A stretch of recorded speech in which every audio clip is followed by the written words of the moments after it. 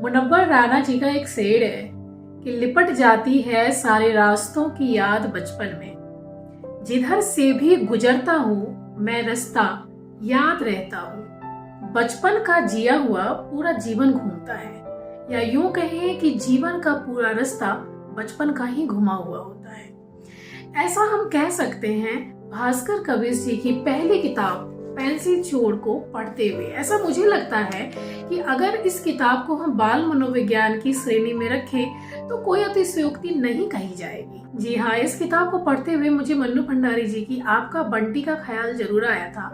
हालांकि ये दोनों किताब की कहानी में जमीन आसमान का फर्क है, लेकिन फिर भी आप इसे वहाँ देख सकते हैं। आदमी कितना क्रूर हो सकता है एक स्त्री के साथ, एक छोटे बच्चे के साथ। ये समाज का कौन सा भयावह और घिनौना सा चेहरा है। किताब को पढ़ते हुए बहुत सारी बातें दिमाग में एक साथ घूम रही थी।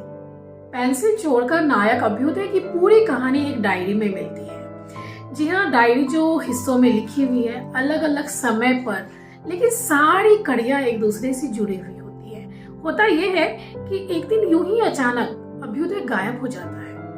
क्यों नहीं पता। कहानी देहरादून से शुरू होती है, ऋषिकेश में घूमती है, मसूरी की वादियों में लेकर जाती है, राजस्थान का सूखा जीती है और चेरापूंजी की बारिश में घुमड़ती है। अभ्युदय को माँ से बहुत प्यार होता है।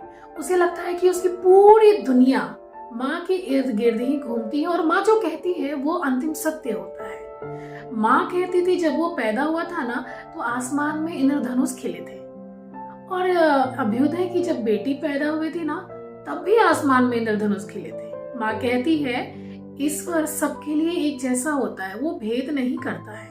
अभ्युदय को पेंटिंग से बहुत प्यार था, लेकिन सालों बीत जाने के बाद भी उसने बरस और रंगों से नहीं खेला था। ऐसा क्या हुआ था? प्यार तो उसे मिन्नी से भी था, अनुभूति उसके साथ उसने शादी भी की थी। फिर ऐसा क्या हो गया कि वो सब कुछ छोड़कर चला गया? एक बार अभ्युदय को मसूरी में पेंटर गुरु मिले थे, जिससे अभ्युदय बिना आकर्षित हुए नहीं रह पाया था।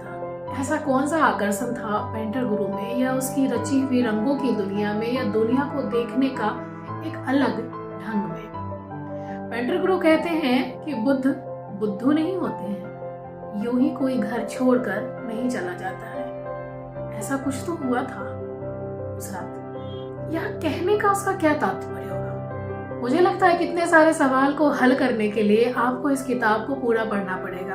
पेंसिल चोर पढ़ते हुए एक बात समझ में आई कि ये जरूरी बिल्कुल नहीं है कि हम जिनके साथ रहते हैं उनके साथ भी हों। मन का अंतर्द्वंद, पीड़ा हम उन्हें बता सके। शरीर चाहे जहां हो, दिमाग की भटकन कहीं कहीं कहीं ले जाती है दूर।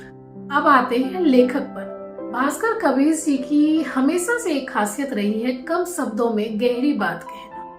यूं तो उनकी कई पंक्तियां सोशल साइट्स पर हमेशा ट्रेंड करती है और लोग उससे कनेक्ट कर पाते हैं, और इस बात को इस किताब में भी बखूबी उन्होंने साबित किया है।